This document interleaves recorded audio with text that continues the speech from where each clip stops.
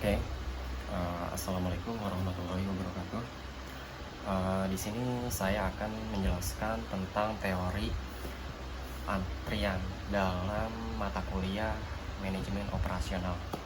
Oke, yang pertama saya akan memperkenalkan diri terlebih dahulu ya. Perkenalkan, nama saya Anggi Setiawan dan ini NIM saya. Saya dari Universitas Mercubuana, jurusan manajemen. Oke, kita lanjut ke slide 2. Nah, apa itu teori antrian? Jadi, teori antrian itu adalah cabang ilmu matematika dan manajemen operasional yang berkaitan dengan studi dan analisis antrian atau antrean. Nah, teori ini memberikan pemahaman tentang bagaimana suatu sistem melibatkan antrian beroperasi. Nah, juga berfokus pada pengaturan, analisis, dan optimalisasi proyek pelayanan di berbagai konteks, mulai dari restoran hingga sistem transportasi. Nah, itu pengertian dari teori antriannya. Kita lanjut ke slide berikutnya.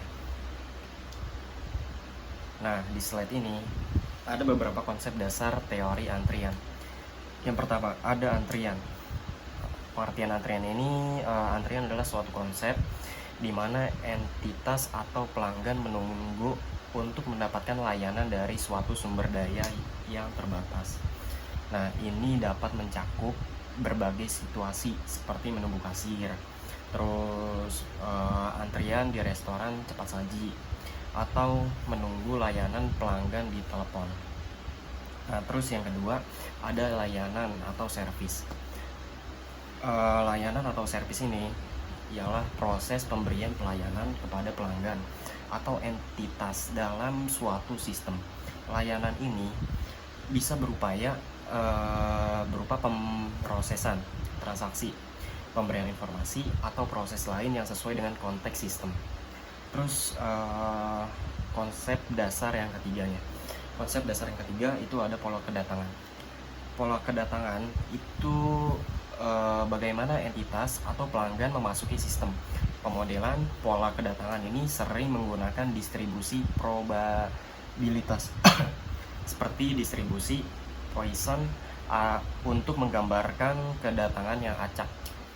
Jadi menggambarkan kedatangan yang secara acak gitu kan. Kita lanjut lagi di slide berikutnya. Di slide berikutnya ada elemen-elemen utama. Nah, di elemen-elemen utama ini ada 5 ya.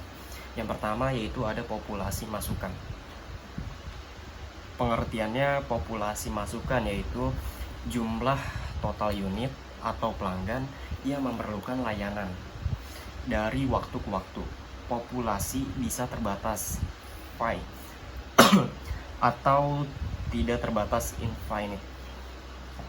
Terus yang kedua, lanjut lagi, pola kedatangan, distribusi kedatangan ialah yang menentukan bagaimana individu dari populasi memasuki sistem. Distribusi Poisson sering digunakan untuk menggambarkan pola kedatangan yang acak. Terus lanjut yang ketiga ada disiplin antrian. Nah, ini menunjukkan aturan atau kebijakan untuk menentukan urutan layanan kepada pelanggan. Contohnya yaitu disiplin antrian seperti termasuk first come first serve atau aturan prioritas. Nah, seperti itu ya. Kita lanjut lagi yang keempat. Yang keempat ada kepanjangan antrian, menunjukkan apakah antrian bersifat terbatas atau tidak terbatas. Lanjut yang terakhir ada tingkat pelayanan. Di sini di tingkat pelayanan ini yaitu waktu yang dibutuhkan untuk memberikan layanan kepada pelanggan. Distribusi waktu pelayanan sering dianggap sebagai distribusi eksponensial. Oke. Kita lanjut lagi ke slide berikutnya.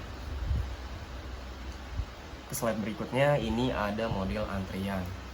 Nah, di sini ada 4 macam. Yang pertama ada sistem pelayanan tunggal, yaitu hanya terdapat satu fasilitas pelayanan. Contohnya yaitu kasir di supermarket ya. Supermarket seperti Indomaret ataupun Alfamaret. Nah, terus yang kedua sistem pelayanan ganda. Di sini terdapat lebih dari satu fasilitas pelayanan. Contohnya beberapa kasir di supermarket juga. Jadi di supermarket itu ada juga yang pelayanannya ganda atau kasirnya itu lebih dari satu. Nah, terus yang ketiga antrian tunggal, yaitu satu antrian melayani semua fasilitas pelayanan. Contoh beberapa kasir tetapi pelanggan mengantri pada satu barisan. Nah, terus yang keempat itu ada antrian ganda. Di antrian ganda ini terdapat beberapa antrian yang melayani beberapa fasilitas pelayanan. Contoh beberapa kasir dengan masing-masing antrian. Oke, kita lanjut lagi ke slide berikutnya. Di slide ini ada tujuan teori antrian. Nah, apa itu tujuan teori antrian? Nah, di sini tujuannya ialah untuk mencapai efisiensi dalam pelayanan dengan meminimalkan biaya total yang melibatkan biaya langsung dan biaya tidak langsung. Itu tujuan dari teori antriannya.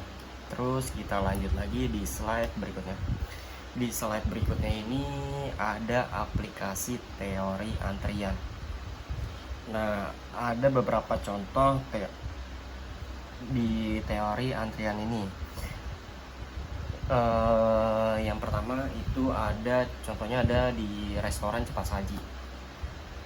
Nah, di sini mengelola antrian kasir untuk mengurangi waktu tunggu pelanggan.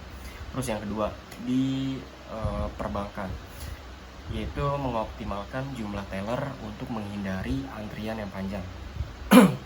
Terus yang ketiga di penerbangan. Di sini merencanakan waktu kedatangan pesawat untuk menghindari penundaan. Yang keempat, logistik, merencanakan rute pengiriman untuk mengoptimalkan waktu dan biaya. Terus yang terakhir di pelayanan kesehatan. Nah, di sini mengelola waktu tunggu pasien di rumah sakit atau klinik. Nah, itu dari aplikasi di teori antriannya. Kita lanjut lagi di slide berikutnya. Nah, di slide ini ada kesimpulan dari teori antrian. Jadi kesimpulannya ialah teori antrian memberikan kerangka kerja matematis untuk memahami dan meningkatkan proses pelayanan dengan memperhatikan elemen-elemen seperti populasi masukan, pola kedatangan, disiplin antrian, dan lain-lain. Organisasi dapat mengambil keputusan yang lebih baik untuk mencapai efisiensi dan kepuasan pelanggan. Nah, ini materi dari teori antrian. Mungkin cukup sekian.